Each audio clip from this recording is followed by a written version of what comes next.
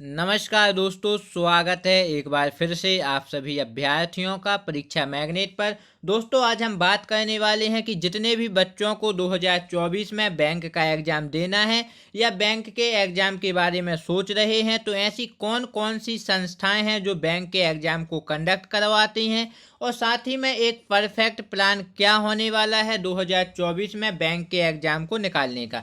तो सारी जानकारियों को दोस्तों आज हम इस वीडियो के माध्यम से डिस्कस करने वाले हैं। तो वीडियो काफ़ी इंपॉर्टेंट होने वाला है, तो वीडियो को पूरा जरूर देखिएगा। सबसे पहले दोस्तों हम बात कर लेते हैं कि बैंक एग्जाम आयोजित करने वाली कितनी संस्थाएं हैं। तो दोस्तों यहाँ पर मैं आपको बता दूं, 3 ऐसी प्रमुख संस्थाएं हैं जो हर साल बैंक के एग्जाम को आयोजित करवाती हैं। तो दोस्तों इन संस्थाओं के क्या नाम है, तो आप यहाँ देख सकते हैं 3 प्रमुख संस्थाएं ऐसी हैं जो हर साल बैंक के एग्जाम को कंडक्ट करवाती हैं। दोस्तों जो पहली संस्था है वह है आईबीपीएस। आईबीपीएस दोस्तों हर साल लाखों बच्चों का सिलेक्शन जो है बैंक के एग्जाम में करवाता है और लाखों बच्चों को जॉब देता है। उसके बाद दोस्तों जो दूसरी संस्था है वह है एसबीआई। एसबीआई के बाद दोस्तों जो तीसरी संस्था हमारी है वह है आरबीआई। आईबीपीएस, एसबीआई और आरबीआई दोस्तों यह जो 3 ऐसी प्रमुख संस्थाएं हैं जो हर साल लाखों बच्चों को बैंक में जॉब प्रोवाइड करवाती हैं और हर साल बैंक के जो एग्जाम है दोस्तों कंडक्ट करवाती हैं। अब दोस्तों जो हमारे मन में दूसरा प्रश्न उठता है कि भारत में आयोजित की जाने वाली बैंक एग्जामों के नाम क्या क्या हैं।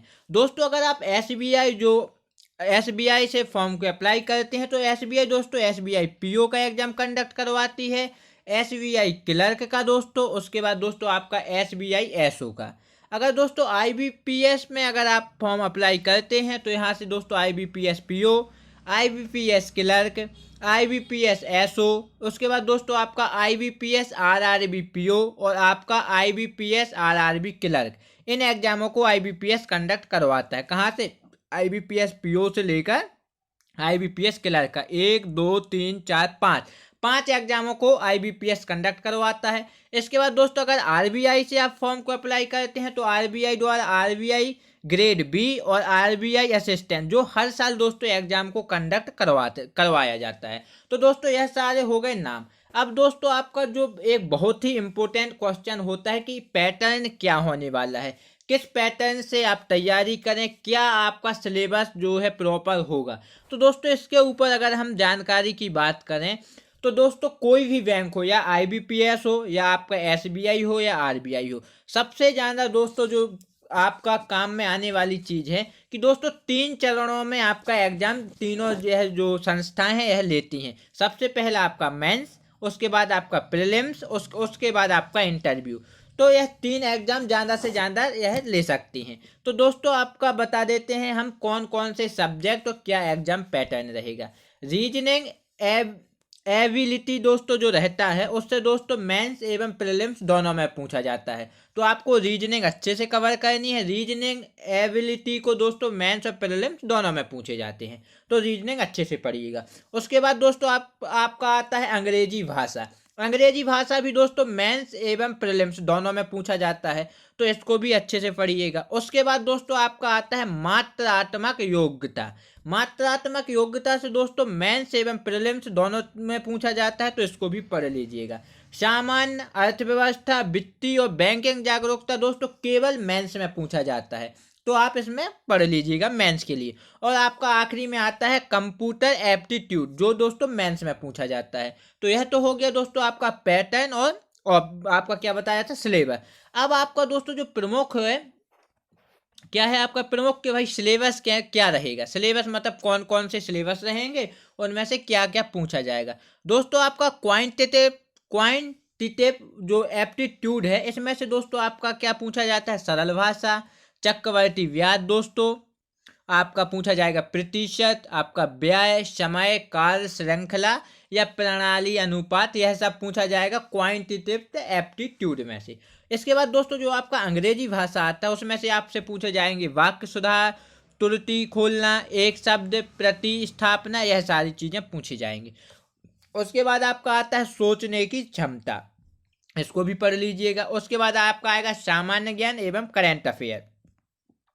सामान्य ज्ञान और करंट अफेयर्स में से दोस्तों ज़्यादा नहीं पूछा जाता। अर्थव्यवस्था पूछा जाएगा आपका, अर्थव्यवस्था आधारित वर्तमान मामले जितने भी हो रहे देश में, उसके बाद आपका ये राष्ट्रीय अंतर्राष्ट्रीय योजना, भारतीय इतिहास, यह सब आपका पूछा जाएगा। तो आप यह पढ़ लीजिए। इन चारों चीज़ों को दोस्तों आपको पढ़ना है, चारों चीज़ों को अच्छे से पढ़ना है। पहला है क्वांटिटेटिव एप्टीट्यूड, अंग्रेजी भाषा, सोचने की क्षमता और सामान्य ज्ञान एवं करंट अफेयर।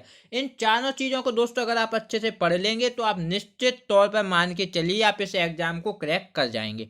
अब दोस्तों आपको हम बताते हैं आईबीपीएस होता क्या है। आईबीपीएस के बारे में जिन बच्चों को जानकारी नहीं है, क्योंकि आपको पता है एसबीआई एक क्या है, पूर्ण रूप से संस्था है। एसबीआई अपने सारे एग्जाम खुद ही कंडक्ट करवाती है, कोई अन्य नहीं करवाता। लेकिन दोस्तों जो आईबीपीएस है यह एसबीआई से थोड़ा अलग रहता है। आईबीपीएस का दोस्तों फुल फॉर्म होता है बैंकिंग पर्सनल सिलेक्शन। आप यहाँ देख सकते हैं बैंकिंग पर्सनल सिलेक्शन जो है आईबीपीएस का फुल फॉर्म है। आईबीपीएस बैंक के कर्मचारियों की नियुक्ति कराने के लिए परीक्षाओं का आयोजन कराने वाली एक संस्था है। तो दोस्तों जो आईबीपीएस है एक संस्था है बैंक की परीक्षाओं को कंडक्ट कराने के लिए। इसके बाद दोस्तों इसे बैंकिंग का कार्मिक चयन संस्थान के नाम से भी जाना जाता है, तो आप यह भी बोल सकते हैं।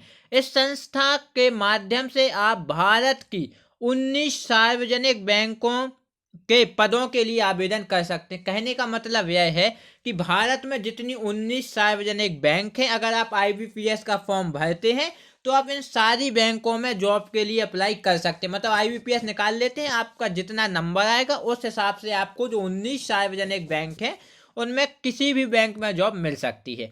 अब जान लेते हैं आईबीपीएस के में कौन कौन से पद होते हैं, आईबीपीएस कौन कौन से पद रहेंगे। तो दोस्तों आईबीपीएस जो है, आईबीपीएस में आपका क्लर्क का पद रहता है, आईबीपीएस पीओ का पद रहता है, स्पेशल ऑफिसर का पद रहता है, ग्रामीण बैंक एवं क्लर्क का पद रहता है। इसके बाद आपका ग्रामीण बैंक ऑफिशियल स्केल 1 और स्केल 2, यह दोस्तों पद रहते हैं। अब दोस्तों जानने वाली बात यह है जो 19 बैंक मैंने आपको बताई, तो 19 बैंकों में कौन कौन सी बैंक में आपको जॉब्स मिल सकती है अगर आप आईबीपीएस को क्रैक करते हैं।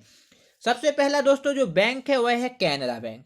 कैनरा बैंक में आपको जॉब मिल सकती है। बड़ौदा बैंक है, आपका बैंक ऑफ इंडिया है दोस्तों, आंध्रा बैंक है, इलाहाबाद बैंक है, सेंट्रल बैंक ऑफ इंडिया है, महाराष्ट्र कैनरा बैंक है, कोऑपरेटिव बैंक है, देना बैंक है, इंडियन बैंक है, इंडियन ओवरसीज बैंक भी है, आपका पंजाब एवं सिंध बैंक है दोस्तों। उसके बाद आपका यूनियन बैंक है, आपका यूको बैंक है, आपका विजय बैंक है, आपका यूनाइटेड बैंक ऑफ इंडिया है। तो बहुत सारे जो इस प्रकार हैं 19 बैंक हैं, आप यहाँ देख सकते हैं 19 बैंक हैं। इनमें आप आईबीपीएस को क्रैक करते हैं तो जॉब पा सकते हैं। बहुत ही अच्छी दोस्तों, जो बच्चे 2024 में बैंक की तैयारी कर रहे हैं या बैंक में जाना चाहते हैं 2024 में, 2 ही महीने बचे 2023 को ख़त्म होने में, तो आप बेझिझक इनमें क्या है, या तो आप आईबीपीएस को क्रैक कीजिए या एसबीआई का दीजिए या आरबीआई। 3 ऐसी संस्थाएं हैं जो 2024 में अभी बैंक की जॉब को प्रोवाइड कराएंगी और बैंक की जॉब को कंडक्ट कराएंगी। तो आप इन तीनों में से किसी भी संस्था में जॉब को क्या है फॉर्म को अप्लाई कीजिए, क्रैक कर लेते हैं तो आपको जॉब मिल जाएगी। सारी जानकारी दोस्तों मैंने आपको बता दी। फिर भी आपके मन में कोई भी डाउट या क्वेश्चन है तो बेझिझक आप कमेंट बॉक्स में पूछ सकते हैं। और वीडियो अच्छा लगा हो तो अपने दोस्तों को शेयर कीजिए और साथ ही में दोस्तों वीडियो को लाइक जरूर कीजिएगा। आज के लिए इतना ही, धन्यवाद।